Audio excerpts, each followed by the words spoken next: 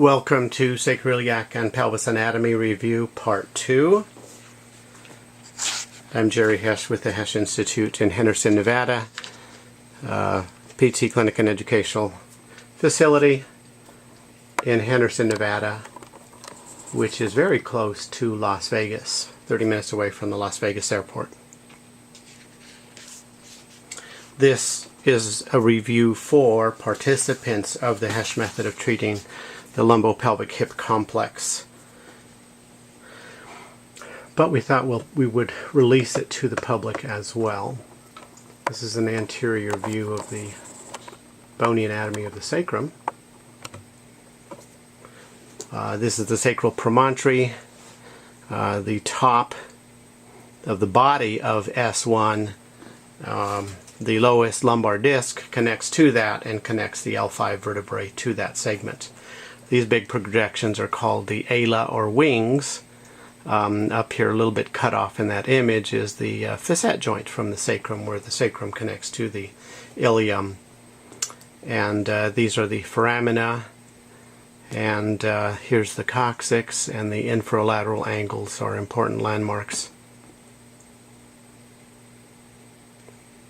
The sacrum is comprised of 5 segments, S1 through S5. Here's a posterior view again, and again there's the facet joints. And the element in yellow is the actual SIJ. Okay, it's a little bit difficult to see from a posterior angle, but the joint is comprised of the first sacral segment, S1, and then S2, and part of S3. However, there is considerable individuality.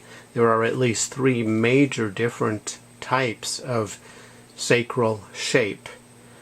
A very good article in the October 2011 Journal of Spine that talked about the different types of sacrum. So down here, of course, is the coccyx.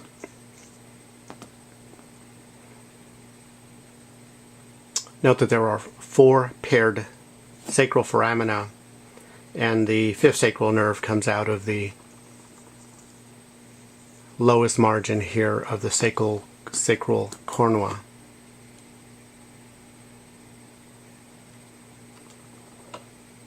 This reminds us that people have different angulations of the articular surface of the sacrum. This does have clinical relevance. Most of our clients have the articular surface of the joint in which it tapers top to bottom, very similarly to the tapering of the sacrum.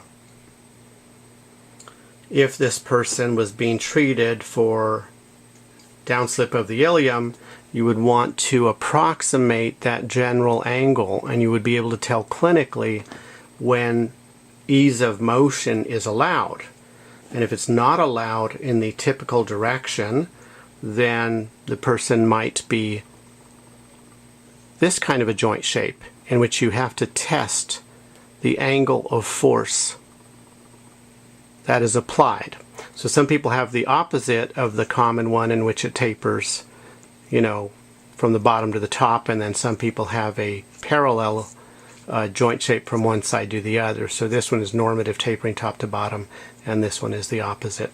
But the middle one is the one you'll find most of the time when we get to clinical treatment. We will show you how you would screen for that very, very easily. It will become very, very intuitive. This is the pubic joint, comprised of hyaline cartilage on both sides, which is very somewhat pitted, very bumpy, designed for stability, obviously. The fibrocartilage that is in between them is only 2 to 4 millimeters wide. Some women who've had children will have one as wide as 6 millimeters, and of course, the larger the person, of course, and the wider the joint. During pregnancy, there's a central cavity that becomes fluid filled, and that enhances the expansion of that joint, the separation of the pelvic bones. And the correct width is measured right at the middle of the joint. Although in norms it is only 2 millimeters wide, that's actually a generalization, because if you look from top to bottom, it takes on this sort of a shape.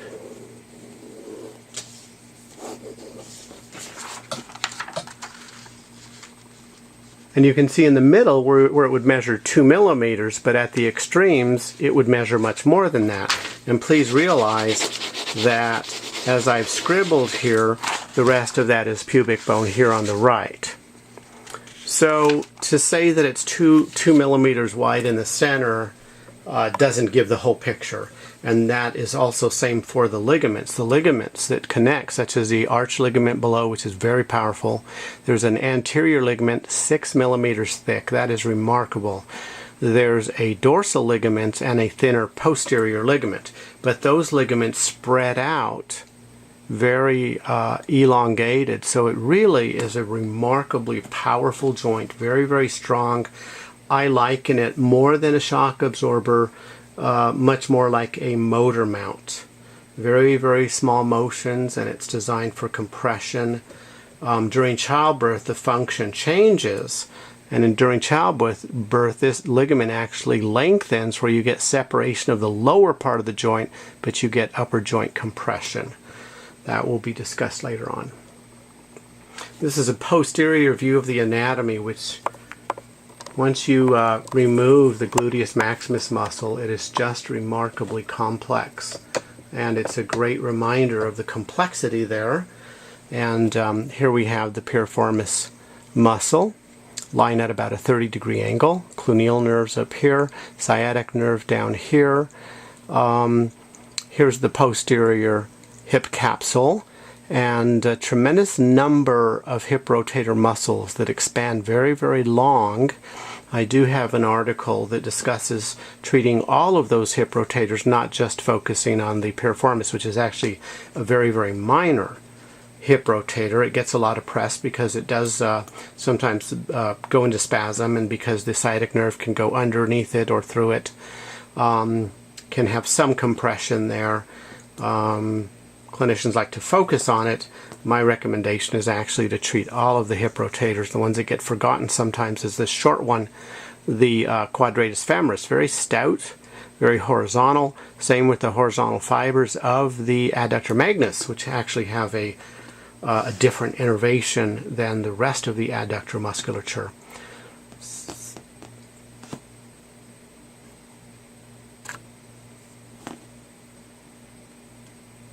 It's important to look at the structure in the sagittal plane, lateral view.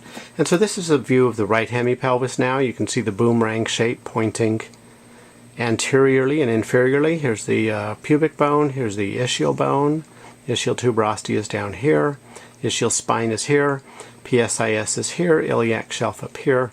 And the ASIS. So this is the right side of the sacrum, which would, of course, flip over and then articulate with the ilium there. And the iliac cartilage is fibrocartilage, which is relatively thin, whereas the sacrum is dense, smooth, more smooth hyaline cartilage. However, the joint shape actually has a lot of bumps, interdigitations on a macro level, also on a micro level, which greatly enhances the frictional properties. And clearly that joint was designed for stability. The function of that joint has much more to do with stability than mobility. Paradoxically, you need a little bit of mobility to increase the stability in the joint when you go from laying down to standing up. The sacrum nutates forward, bends a little bit, pulls on the ligaments, pulls the ilia close, and then they squeeze the joint a little bit more. So you actually have a little bit of mobility that enhances the stability. This is a repeat of the views that we've seen previously, but it's a good time to point. All of this space here cannot be touched. This is a very, very craggy, very bumpy area, full of ligament, chock full of the short and long sacroiliac ligaments, and especially the very powerful interosseous ligaments. And if someone were to sustain enough trauma, that bone actually would not, that ligament would actually not tear. the bone would break prior to that ligament tearing. So this is 10 minutes. I will just go over by a very, very short amount. And this repeats the fact that the joint is comprised of the first sacral segment, and then the second sacral segment is at S2. Now if you were to find the PSIS on the ilium, it would be lateral to S2. So the PSIS is an important landmark, and then only part of S3 comprises the lower part of the joint. And so here we remind that there are all kinds of bumps and crevices, and there's a central elevation in the center of the sacrum, and on the ilium there is a bump called Bonnier's tubercle. And there's a very stout ligament back here, a very stout ligament called Illy's ligament. Very nice study done by a physical therapist on the properties of that ligament, which has less elastin than the other SI ligaments. When we talk about birthing, I'll talk about how that may act as a stop for transverse plane motions.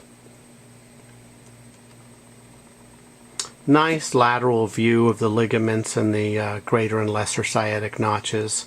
And you can realize that although true things like upslip or downslip, where the ilium is actually moving on the sacrum as opposed to just hip hiking caused by muscular function, a true downslip can alter the dimensions of this opening, and the roof of the sciatic notch is actually quite sharp.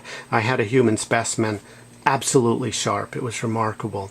And we do have some dramatic YouTube videos of treating a child who had a downslip injury. And we were able to help him with one treatment after he had been to multiple clinicians, hospitalizations, etc., etc.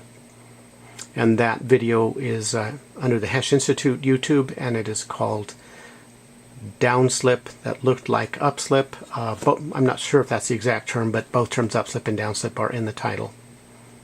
There's also a view from, in the fourth video we interview his father, and his mother does a separate video. So I'm going to stop here. I've probably taken you to 12 minutes, and I apologize, and hopefully we can wrap this up in one more shorter video. Thank you.